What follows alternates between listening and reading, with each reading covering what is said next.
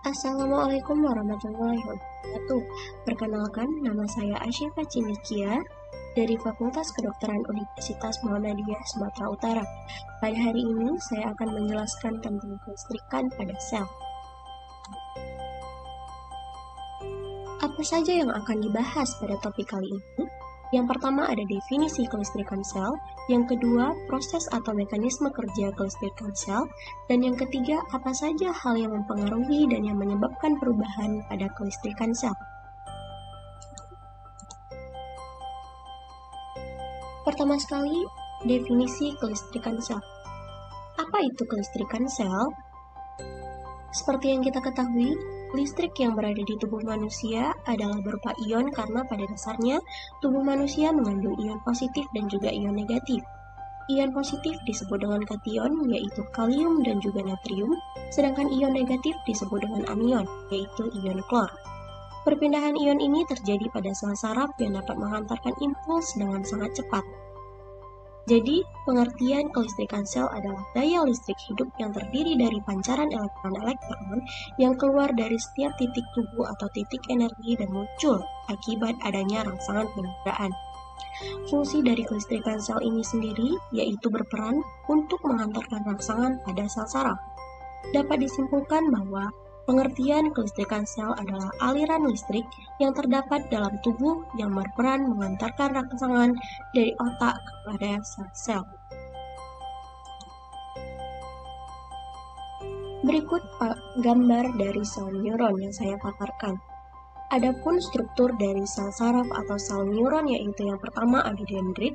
Dendrit merupakan percabangan dari badan sel saraf yang berupa tonjolan sitoplasma pendek dan bercabang-cabang. Fungsinya yaitu untuk menerima dan mengantarkan rangsangan ke badan sel. Yang kedua yaitu badan sel. Badan sel memiliki fungsi yaitu untuk menerima impuls atau rangsangan dari dendrit dan meneruskannya ke neurit. Yang ketiga ada inti sel. Inti sel merupakan suatu struktur yang berfungsi untuk mengatur kegiatan sel saraf atau neuron. Di dalam inti sel ini juga terdapat kromosom dan DNA yang berfungsi untuk mengatur sifat keturunan dari sel tersebut. Yang keempat ada selubung mielin. Fungsi dari selubung mielin adalah untuk melindungi neurit atau akson dari kerusakan dan mencegah impuls bocor. Fungsi dari selubung mielin ini sama seperti fungsi dari pembungkus kabel listrik yang bersifat isolator.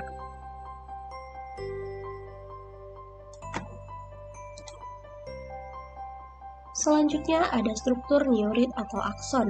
Fungsinya yaitu untuk menghantarkan impuls dari badan sel menuju ke efektor, seperti pada otot dan kelenjar. Yang keenam ada sel squam. Fungsi dari sel squam ialah untuk mempercepat jalannya impuls yang membantu menyediakan makanan untuk akson dan membantu regenerasi akson. Selanjutnya ada nodus Ranvier.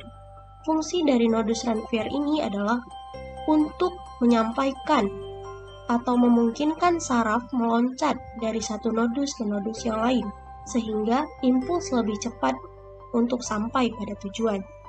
Yang terakhir yaitu struktur sinapsis. Sinapsis ini ialah titik temu antara terminal akson salah satu neuron dengan neuron lain. Fungsinya yaitu untuk mengirimkan impuls dari akson ke dendrit di saraf-saraf lain. Selanjutnya tentang kelistrikan pada sel saraf. Di sini ada voltmeter yang dapat kita lihat pada gambar, yaitu bagian luar akson terdapat ion natrium yang bersifat bermuatan positif. Yang ada di dalam akson itu ada bermuatan positif dan negatif. Yang bermuatan positif adalah kalium, sedangkan yang bermuatan negatif adalah klor. Aliran listrik pada tubuh manusia berhubungan dengan ion pada sel saraf. Muatan yang ada di luar dan di dalam sel saraf tidak dapat saling tarik-menarik dengan sendirinya karena ada pemisah berupa membran sel saraf. Tarik-menarik antar muatan akan terjadi jika ada rangsangan dari neurotransmitter. Selanjutnya yang akan kita bahas yaitu mekanisme kerja kelistrikan pada sel saraf manusia. Saat neurotransmitter dilepaskan dari sel saraf lain, impuls atau rangsangan akan diteruskan ke sel saraf berikutnya. Neurotransmitter mengakibatkan muatan positif natrium masuk ke dalam sel saraf. Saat muatan positif natrium masuk ke dalam sel saraf melewati membran sel, rangsangan listrik mengalir ke ujung akhir hingga dari sel saraf. Selanjutnya, saat rangsangan telah mencapai ujung sel saraf, neurotransmitter akan dilepaskan kembali menuju sel saraf lain atau sel saraf tujuan. Seperti yang dapat kita lihat pada gambar pertama itu pada saat neurotransmitter dilepaskan dari sel saraf. Gambar kedua, saat muatan positif natrium masuk ke dalam sel melewati membran sel. Yang ketiga, saat neurotransmitter dilepaskan kembali ketika telah mencapai pada ujung sel saraf, dengan tujuan untuk menuju ke sel saraf lain atau sel saraf tujuan. Sel saraf mengantarkan impuls karena terjadi pertukaran ion di dalam dan luar membran sel. Rangsangan yang cukup kuat dapat mengaktifkan kompor ion sehingga pada saat itu terjadilah pertukaran ion. Apabila sel saraf tidak menghantarkan impuls, maka muatan positif natrium melingkupi bagian luar membran sel, sehingga membran sel saraf bagian luar bermuatan listrik positif dan bagian dalam bermuatan negatif.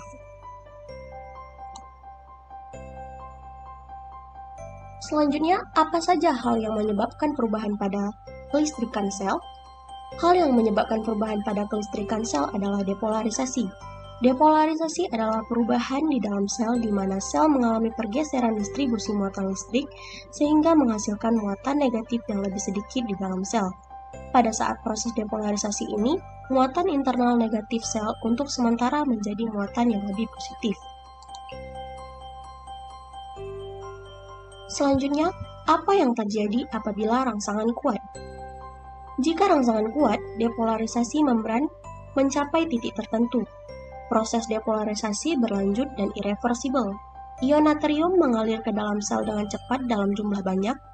Potensial membran sel naik dengan cepat menjadi positif 40 mV, terjadi kurang dari 1 mV. Adapun 4 perambatan potensial aksi adalah: yang pertama, membran saraf otot mendapatkan rangsangan mencapai titik ambang, timbul potensial aksi, merangsang daerah sekitarnya untuk mencapai nilai ambang. Yang ketiga, perambatan potensial aksi atau gelombang depolarisasi. Yang keempat, sel membran mengalami repolarisasi.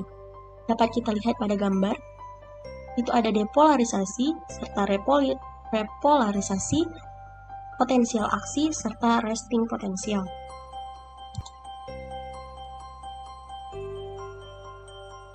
Yang terakhir adalah kesimpulan berupa pertanyaan dan juga pemaparan.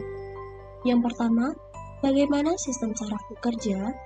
Pada dasarnya, sistem saraf dapat bekerja karena adanya pengantaran impuls yang ada pada sel saraf. Yang kedua, bagaimana proses terbangkitnya impuls? Di dalam sel saraf terdapat peristiwa kelistrikan yang disebut dengan depolarisasi dan potensial aksi. Mengapa hal tersebut dapat terjadi? Karena adanya keterlibatan ion-ion dalam kompartemen tubuh, terutama ion natrium dan kalium yang berada di intrasel dan juga ekstrasel. Kadar kalium di luar sel adalah 5 mmol, kadar kalium di dalam sel adalah 150 mmol. Kadar natrium di luar sel adalah 150 mmol, sedangkan kadar natrium di dalam sel adalah 5 mmol. Membran sel lebih permeabel terhadap kalium daripada natrium. Perpindahan natrium adalah ke arah dalam, sedangkan kalium adalah keluar. Pada keadaan normal, potensial membran di dalam sel lebih negatif daripada di luar sel. Terima kasih. Assalamualaikum warahmatullahi wabarakatuh.